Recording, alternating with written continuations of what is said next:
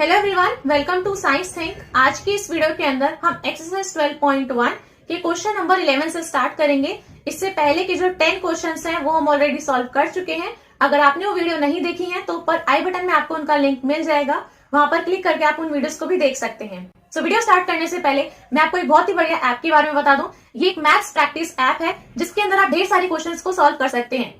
इसके अंदर आप अपने कॉन्सेप्ट्स को स्ट्रॉन्ग कर सकते हैं, अपनी स्किल्स को टेस्ट कर सकते हैं और यहाँ तक कि आप एग्जाम्स के लिए भी इसके अंदर प्रिपेयर कर सकते हैं। इस ऐप के अंदर आपको बहुत सारे प्रैक्टिस सेट मिल जाते हैं और हजारों क्वेश्चंस हैं इस ऐप के अंदर। यहाँ पर आप integer, decimal, fraction, mix, square, square root, percentage, इन सभी के क्वेश्चंस को सॉल्व कर सकते हैं। यहाँ पर आप क्लिक करेंगे तो आपको एक डैशबोर्ड मिलता है और मिसिंग वाली जो क्वेश्चंस होते हैं आप उनको भी सॉल्व कर सकते हैं। टीचर्स के लिए ऐप हेल्पफुल कैसे है, आप इसके अंदर वर्कशीट बना सकते हैं। यहाँ पर आप जाएंगे तो आप इनके अंदर डिटेल्स फिल करके वर्कशीट को बना सकते हैं, स्टूडेंट्स के साथ में शेयर भी कर सकते हैं पीडीएफ फॉर्मेट में। आप चाहे तो इसके अंदर डेली टेस्ट भी दे सकते हैं। टेस्ट देने के बाद जो आपके पास में कॉइन आते हैं उससे आप आंसर्स को चेक भी कर सकते हैं। इसके अंदर आपको बहुत सारी लैंग्वेजेस भी मिल जाती हैं, जिसमें ये इंग्लिश लैंग्वेज है, आपको इस तरीके से फ्रेंच, स्पेनिश, अरेबिक और भी बहुत सारी आपको इसके अंदर लैंग्वेजेस मिल जाती हैं। ये ऐप सभी स्टूडेंट्स के लिए काफी हेल्पफुल है। आप बेसिक कॉन्सेप्ट से हायर लेवल तक के मैथमेटिक्स के क्वेश्चंस को प्रैक्टिस कर सकते हैं।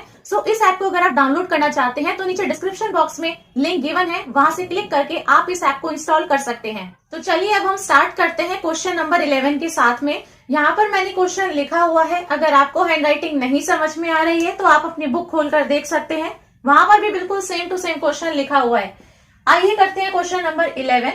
Out of 1800 students in a school, ये कह रहा है कि स्कूल के अंदर कितने हैं? 1800 बच्चे हैं।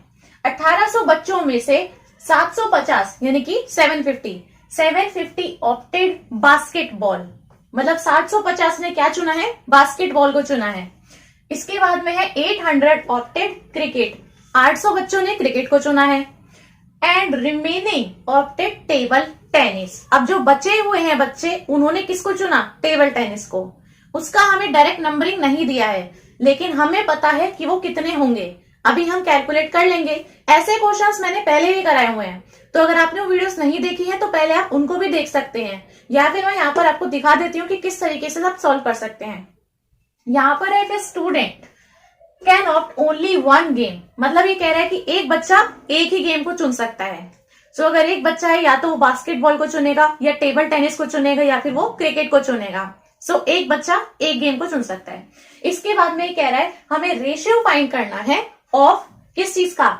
Number of students who opted basketball, मतलब वो बच्चे जिन्होंने बास्केटबॉल को चुना, and number of students opted table tennis. देखो मैंने आपको पहले ही बता दिया है कि ये चीज मैं कई बार बता चुकी हूँ कि जो हमें रेशियो फाइंड करना है, जो चीज का हमें रेशियो फाइंड करना है पहले आपको वही लिखनी है। आपको जो रेशियो फाइंड करना है वो आपको फाइंड करना है स्टूडेंट्स जो बास्केटबॉल चुना है और वो स्टूडेंट्स जिन्होंने टेबल टेनिस चुना है। सबसे पहले आपको क्या पता होना चाहिए? नंबर ऑफ स्टूडेंट्स जिन्होंने बास्केटबॉल चुना, ठीक है, आपको वो यहां पर लिखना है स्टेटमेंट की फॉर्म में, और number of students opted table tennis वो भी आपको लिखना है, ठीक है। तो सबसे पहले हम इसी चीज को लिख लेते हैं। देखो ये जो इसका सोल्यूशन है, यहाँ पर अभी मैं बहुत बार इस चीज को बता चुकी हूं कि यहाँ पर मैं अभी शॉर्ट में लिखूंगी, लेकिन अगर आपको इसको कॉपी में लिखना है तो आपको पूरा तरीके से लिखना पड़ेगा। ये पूरी स्टेटमेंट जो है वो आपको एज इट इज उतारनी पड़ेंगी, ठीक है। तो यहाँ पर मैं लिख रही हूँ शॉर्ट में नंबर इस तरीके से। आपको ये भी पूरा लिखना है, NUMBER, ये पूरा लिखना है आपको, ठीक है। नंबर ऑफ स्टूडेंट्स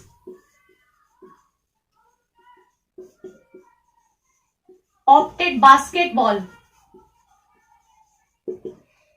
देखो हमें जिस चीज का रेशियो लेना है हम वो चीज लिख रहे हैं। अब नंबर ऑफ स्टूडेंट्स जिन्होंने बास्केटबॉल को चुना है, क्या हमें वो गिवन है? ये रहा, गिवन है 750। तो आपको इक्वल्स टू के राइट साइड में लिखना है 750। अभी तक जो क्वेश्चंस कर रहे थे हम उनमें ऐसे ही कर रहे थे ना। इसके बाद में लिखना है नंबर ऑफ स्टूडेंट्स, बिल्कुल सेम लिखना है, number of students who opted table tennis. तो यहां पर आएंगे वो बच्चे जिन्होंने टेबल टेनिस को चुना है। टेबल टेनिस वाले बच्चे क्या हमें गिवन है? ये तो हुए बास्केटबॉल वाले, ये हुए हमारे क्रिकेट वाले। तो इसने बोला था रिमेनिंग ने टेबल टेनिस चुना है। अब रिमेनिंग का हमें डायरेक्ट तो नहीं गिवन है, लेकिन आप फाइंड आउट कर सकते हो। कैसे कर सकते हो? देखो टोटल बच्चे इतने हैं, ठीक है। टोटल 1800 बच्चे हैं, 1800 बच्चों में से 750 ने ये चुन लिया, उनमें से ही 800 ने कुछ और चुन लिया, तो जो बच गए हैं उन्होंने टेबल टेनिस चुना है। सो आपको क्या करना है, टोटल में से बास्केटबॉल और क्रिकेट वाले जो बच्चे हैं उनको हटा देना है, माइनस कर देना है। सो यहाँ पर आपको बेसिकली माइनस करना है। सो 1800 है, आपको ये चीज भी करके दिखानी पड़ेगी। यहाँ पर मैं डायरेक्टली लिख रही हूं क्योंकि इसी क्वेश्चंस को हम कई बार कर चुके हैं, ठीक है। तो टोटल है 1800 बच्चे, आपको माइनस कर देने हैं 750 और आपको इसी में से माइनस कर देने हैं 800 बच्चे। तो आपके पास में कितने आएंगे, टेबल टेनिस के बच्चे। सो यहाँ पे आप माइनस कर सकते हो, 8 और 750 हैं। सो ये आपका हो जाएगा 1550, ठीक है ना। मैंने दोनों को बेसिकली प्लस कर दिया है। अब आप टोटल क्या करो, माइनस कर लो। सो इसको अगर आप सॉल्व करोगे तो आपके पास में आएगा 250, 250। सो मतलब कि मैंने क्या किया है, जिन बच्चों ने टेबल टेनिस को चुना है मैंने यहाँ पर वो फाइंड आउट कर दिया है, ठीक है। टोटल जितने बच्चे थे माइनस कर दो बास्केटबॉल वाले, माइनस कर दो क्रिकेट वाले, जो बचेंगे यानी कि 250 बच्चे उन्होंने टेबल टेनिस को चुना होगा। सो मैं इसको मिटा देती हूं। इसके आगे हम लिखेंगे 250, 250, ठीक है। अब मैंने बताया कि जिन चीजों का हमें रेशियो फाइंड आउट करना है आपको वो दोनों चीजें यहाँ पे लिख लेनी है। दोनों चीजें मैंने लिख दी, अब क्या लेना है, रेशियो लेना है। सो जब भी आपको रेशियो लेना है तो आपको एज इट इज पूरी स्टेटमेंट उतार देनी है। यहां पर मैं नहीं लिखूंगी इसको, तो मैं आपको बता देती हूं।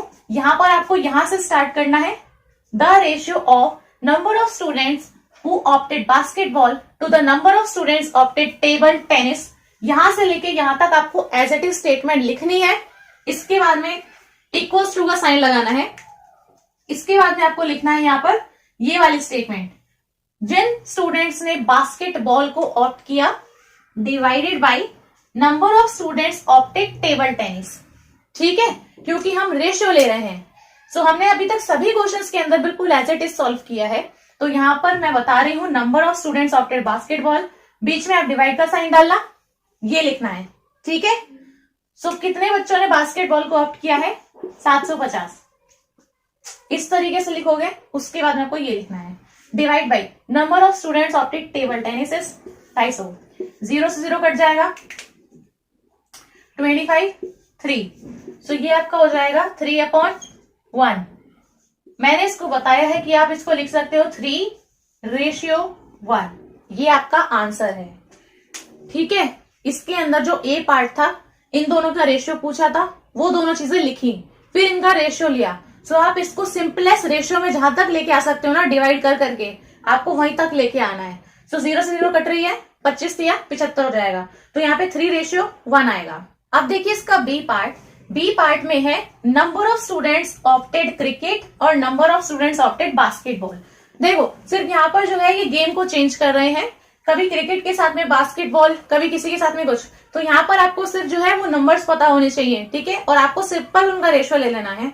तो यहाँ पर क्या बोला है, क्रिकेट वाले जो स्टूडेंट्स हैं और बास्केटबॉल वाले जो स्टूडेंट्स हैं। तो अब आपको यहाँ पर देखो स्टेटमेंट क्या लिखनी है, number of students opted cricket, क्योंकि उसने क्रिकेट की बात की है। तो क्रिकेट के कितने बच्चे हैं आपको दिया है 800, क्वेश्चन के अंदर आप पढ़ो 800 दे रखे हैं, 800। सेकेंड चीज उसने क्या बोली है, number of students opted basketball, तो यानी कि एक तो क्रिकेट वाले बच्चे हुए, दूसरे हुए बास्केटबॉल वाले बच्चे, तो यहां पर आएगा बास्केटबॉल। सो बास्केटबॉल वाले आपको बच्चे गिवन है 750 हैं। दोनों आपको नंबर ऑफ स्टूडेंट्स पता है। जब आपको दोनों चीजें पता चल गई हैं तो आप रेशियो ले सकते हो। रेशियो लेने के लिए आपको सिंपल वही करना है, यहां से लेके यहां तक पूरी स्टेटमेंट को एज इट इज उतार दो। इसके बाद में इक्वल्स टू का साइन आएगा, दिस डिवाइडेड बाई दिस, इसी चीज को आपको यहाँ पे लिखना है इक्वल्स टू के बाद। इसके बाद में आपको क्या करना है, इनकी वैल्यूज को पुट करना है। So number of students opted cricket कितने हैं, 800, ठीक है। Number of students opted basketball कितने हैं, 750। सो डिवाइडेड बाई 750, ऐसे ही लेते हैं ना रेशियो। सो यहाँ पे आपका ये 0 से 0 कट जाएगा। यहां पर अगर आप इनको काटना चाहते हो 5 से कर सकते हो, तो 16 5 हो जाएगा 80, ठीक है, और यहाँ पे ये 15 से चले जाएगा, इससे ज्यादा ये कैंसिल आउट नहीं हो सकते हैं। पहले मैंने कैंसिल आउट किया तो भाई आ रहा है 16 डिवाइडेड बाई 15, ठीक है। तो इससे ज्यादा ये कैंसिल आउट नहीं होंगे और सिंपलेस्ट रेशियो में आप इनको नहीं लेके आ सकते हो। तो बस आपका इतना ही आंसर हो जाएगा 16:15। ये आपका बी पार्ट का आंसर है। अब सी पार्ट के अंदर देखते हैं। सी पार्ट के अंदर ये कह रहा है रेशियो ही फाइंड आउट करना है नंबर ऑफ स्टूडेंट्स जिन्होंने बास्केटबॉल लिया है और टोटल नंबर ऑफ स्टूडेंट्स का।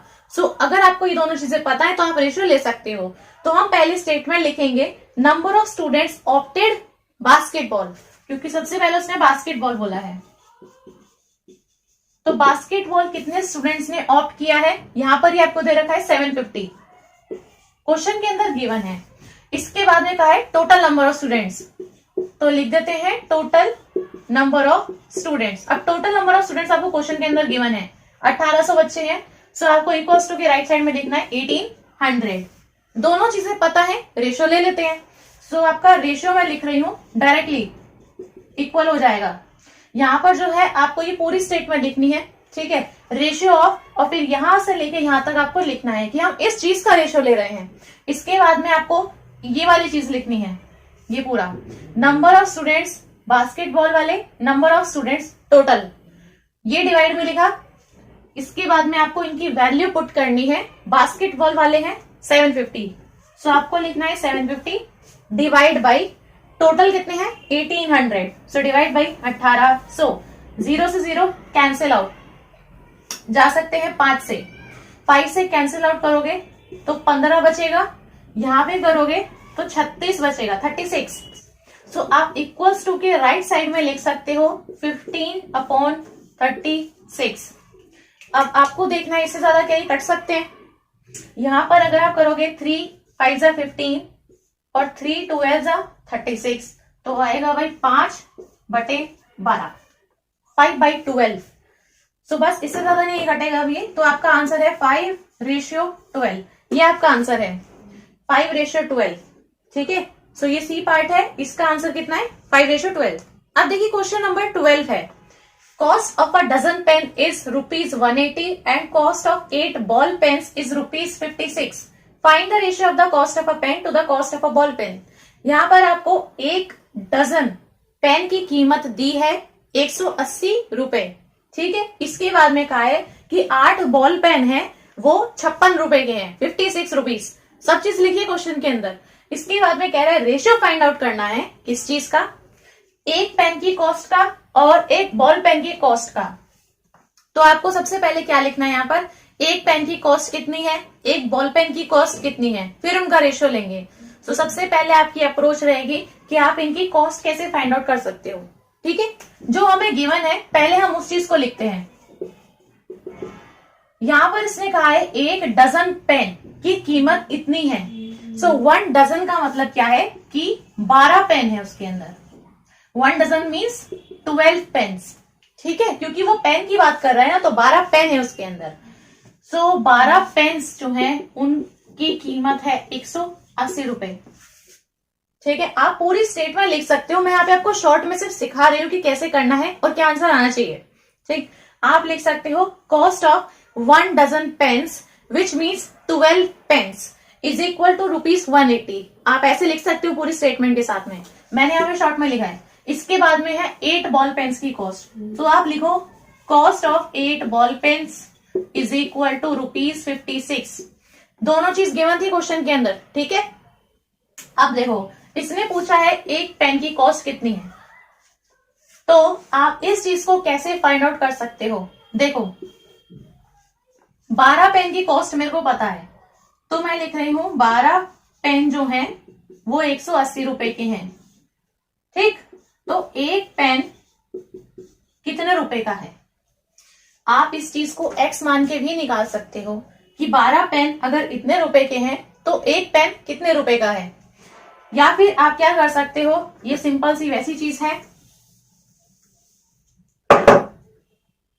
12 पेन की 180 रुपए बैठ रहे हैं ना, 12 पेन अगर आप लोगे तो 180 रुपए बैठ रहे हैं। तो अगर आपको 12 नहीं, आपको सिर्फ एक ही पेन चाहिए, तो आप क्या करोगे 180 को डिवाइड कर दोगे 12 से, तो आएगी एक पेन की कीमत, ठीक है। आप वैसे क्रॉस मल्टीप्लीकेशन से भी निकाल सकते हो, या फिर आप ऐसे सीधा लॉजिक लगाकर भी निकाल सकते हो, ठीक है, क्योंकि आपको 1 पेन की कॉस्ट चाहिए इसलिए। तो यहां पर आप ऐसे निकाल सकते हो 12 पेन्स 180 रुपीज के हैं। सो 1 पेन कितने रुपीज का है, आपको ये चीज नहीं पता है, आप इसको x मान सकते हो। अब क्या करोगे, क्रॉस मल्टीप्लीकेशन कर लो, ठीक है। सो आपका ये हो जाएगा x इंटू 12, ये ऊपर जाएगा इज इक्वल टू, ये 180 यहां पर ही था, ये 1 इधर मल्टीप्लाई में आएगा, तो आप 1 को लिखो नहीं लिखो एक ही बात है, ठीक है। सो 180 इंटू 1 करोगे तो 180 ही रहेगा। x इंटू 12 है, मेरे को यहां से क्या फाइंड आउट करना है, ये x, जो चीज फाइंड आउट करनी है उसको यहीं पर रहने दो, बाकी दूसरी चीज को हम इधर ले जाएंगे। ये 12 यहाँ पर मल्टीप्लाई में था, इक्वल्स टू के राइट साइड में जाके डिवाइड में जाएगा। सो x इक्वल हो जाएगा 180 अपॉन 12, आएगी इतनी चीज। यहां पर आपको क्या करना है, इसको डिवाइड कर लेना है। सो आपका x इक्वल हो जाएगा, इसको आप काटोगे तो आपका आएगा 15। सो यानी कि आपकी 1 पेन की जो कॉस्ट है वो ₹15 है, तभी जो 12 पेन है वो 180 रुपए के बैठ रहे हैं। अब देखो, आपसे ये तो पता चल गया, कॉस्ट ऑफ अ पेन पता चल गई ना 15 रुपीज, अभी फाइंड आउट किया है। अब सेकंड चीज क्या है, cost of a ball pen. तो बॉल पेन की कॉस्ट आप इस वाली चीज से निकाल सकते हो, बॉल पेन की पूछी है। सो 8 बॉल पेन 56 रुपीज के हैं। सो मैं यहां पर लिख रही हूं 8 बॉल पेन्स अगर 56 रुपीज के हैं, सो एक बॉल पेन कितने का होगा, तो देखो 56 रुपए के मेरे को 8 पेन मिल रहे हैं। सो अगर आप 56 को 8 से डिवाइड कर दोगे तो आपके पास में बचेगी एक पेन की कीमत कितनी है। सो आप यहाँ पे ऐसे फाइंड आउट कर सकते हो क्रॉस मल्टीप्लीकेशन करके भी। 8 की 56 है तो एक बॉल पेन की x मान लेते हैं, नहीं पता है कुछ भी मान सकते हो अब इस तरीके से, ठीक है। मैं फाइंड आउट करना बता रही हूं आपको। यहां पर आपको क्रॉस मल्टीप्लाई करना है, क्रॉस मल्टीप्लाई करोगे तो आएगा 8 into x is equal to 56। बिल्कुल ऐसे ही किया है जैसे वो करा था, ठीक है, बिल्कुल सेम है। यहाँ पर जो x है ये इक्वल हो जाएगा 56 अपॉन 8। x यहाँ मल्टीप्लाई में था, नीचे जाके डिवाइड में जाएगा। आपका 8 7 होता है 56, तो कितना आ रहा है ₹7। हम कॉस्ट फाइंड आउट कर रहे हैं तो आपको रुपीस का साइन लगाना है, ठीक है। आपको दोनों चीज कैसे फाइंड आउट करनी है, ये जो आपको पैसे दिए हुए हैं ना इन्हीं वालों से। तो मैंने फाइंड आउट कर लिया, एक पेन की कॉस्ट 15 रुपीज, एक बॉल पेन की कॉस्ट 7 रुपीज। जब आपको दोनों की वैल्यूज पता चल जाती हैं तो आप क्या ले सकते हो, यहाँ पे रेशियो ले सकते हो। तो आपको फिर से ये पूरी स्टेटमेंट लिखनी है, यहां से स्टार्ट करना है, ratio of cost of a pen to the cost of a ball pen. पूरी स्टेटमेंट लिखने के बाद इक्वल्स टू का आपको साइन लगाना है। इसके बाद में आपको लिखना है cost of a pen divide by cost of a ball pen, और इनकी वैल्यू रख देनी है। एक पेन की कॉस्ट कितनी है, तो आपको लिखना है 15 डिवाइड बाई एक बॉल पेन की कॉस्ट कितनी है इतनी, तो यहां पर आएगा 7। इससे ज्यादा ये कट नहीं सकते हैं, डिवाइड नहीं हो सकते हैं किसी भी नंबर से, तो यही आपका आंसर है। आप इसको लिख सकते हो 15:7। सो आपसे ये रेशियो ही फाइंड आउट करने के लिए कहा था, तो आप ये लिख सकते हो। ये आपका क्वेश्चन नंबर 12 का आंसर है। आइए देखते हैं क्वेश्चन नंबर 13। क्वेश्चन नंबर 13 के अंदर है कंसिडर द स्टेटमेंट। यहाँ पर आपको एक स्टेटमेंट दे रखी है, ratio of length and breadth and length of a hall is 2:5। Ratio दिया है ब्रेथ और लेंथ का, किसी भी हॉल का, वो है 2:5। ये दे रखा है आपको 2/5 इस तरीके से, ठीक है। ब्रेथ में आगे 2 लिखा है, लेंथ के आगे 5 लिखा है। ये मीटर्स में गिवन है। Complete the following table. ये टेबल को आपको कंप्लीट करना है। एक ये वाला ब्लैंक है, एक ये वाला ब्लैंक है। That shows some possible breadths and lengths of the hall. ठीक है, आपको बस इसमें अंदर नंबरिंग लिखनी है, कितना भी आएगा सॉल्व करके आपको वो यहाँ पे रख देना है। तो देखो आप कैसे सॉल्व करोगे, आप ये चीज देखते हैं। आपको सिर्फ एक ही चीज गिवन है इसके अंदर, एक रेशियो गिवन है ब्रेथ और लेंथ का 2:5, ये गिवन है बस। अब इसके चलते हैं आपको ये चीज निकालनी है। सो आप कैसे निकाल सकते हो, आप लिख सकते हो भाई वी नो, मतलब हमें ये चीज पता है, हम ये चीज जानते हैं कि 2:5 गिवन है। सो ये वाला जो होगा रेशियो होगा, ये वाला भी क्या होगा आपका रेशियो ही होगा, ठीक है। तो अगर हम पहले इस वाली चीज को फाइंड आउट करते हैं, सो रेशियो क्या है 2:5 है ना, तो दैट मीन्स कि आपका ये वाली चीज रेशियो 50। सो ये वाला रेशियो इस वाले रेशियो के इक्वल ही होगा। तो मैं ऐसे लिख सकती हूँ ना इस चीज को, ये मैंने डब्बा एज इट इज बना दिया है क्योंकि हमें नहीं पता इसके अंदर क्या वैल्यू है, तो हम इसको फाइंड आउट करेंगे। सो आप इसको एज इट इज लिख सकते हो कि 2/5 is equal to this upon 50, ऐसे लिख सकते हैं ना इस चीज को, क्योंकि हम इसको ऐसे लिख सकते हैं क्योंकि हमें गिवन है ये रेशियो। तो अगर आपका ये वाला रेशियो है तो ये भी क्या है रेशियो है, और दोनों चीज क्या होंगी इक्वल ही होंगी। तो यहाँ पर आप लिख सकते हो 2/5 is equal to this upon 50। अब यहां से आपको ये पता है, ये पता है, ये पता है, तो आप ये वाली चीज को फाइंड आउट कर सकते हो, ठीक है। क्रॉस मल्टीप्लीकेशन करना है, सिंपल। ये 50 ऊपर जाएगा और ये 5 इधर ऊपर जाएगा, क्रॉस मल्टीप्लीकेशन। सो आपका हो जाएगा 2 into 50 this into this is equal to ये डब्बा इंटू 5, ये डब्बा आएगा इंटू 5 आएगा। ये चीज नहीं पता है, आप इन चीजों को एक्स भी मान सकते हो, कुछ और भी मान सकते हो, क्योंकि बेसिकली आपको नहीं पता है ना वो चीज, तो आप उस चीज को फाइंड आउट ही कर रहे हो। सो यहाँ पर मैंने एज इट इज इस बॉक्स को बना दिया है, ठीक है ना। सो आप ऐसे भी लिख सकते हो। अब आपको इसके अंदर जो वैल्यू है वो आपको फाइंड आउट करनी है। जो चीज आपको फाइंड आउट करनी है उसको आप एक साइड में रहने दो, बाकी जो भी चीज है उसको आप दूसरी साइड में भेज दो। सो ये बॉक्स को मैं यहां पे लिख रही हूं, ठीक है, इस तरीके से इज इक्वल टू, इस साइड में 2 into 50 पहले से ही था, 2 into 50। अब ये जो 5 था ना इस डब्बे के साथ में, ये मल्टीप्लीकेशन में था, नीचे जाके क्या हो जाएगा डिवाइड में। सो डिवाइड में जाएगा 5। अब इस चीज को पूरे को सॉल्व कर लो, मल्टीप्लाई डिवाइड जो भी है।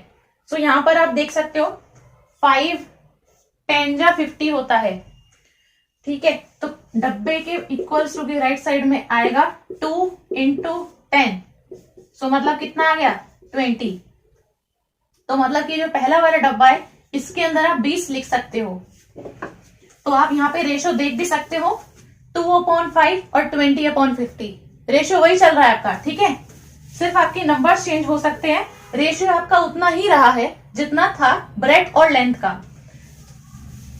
तो एक आंसर तो आपको पता चल गया है, दूसरे वाले को आपको फाइंड आउट करना है, ये वाला।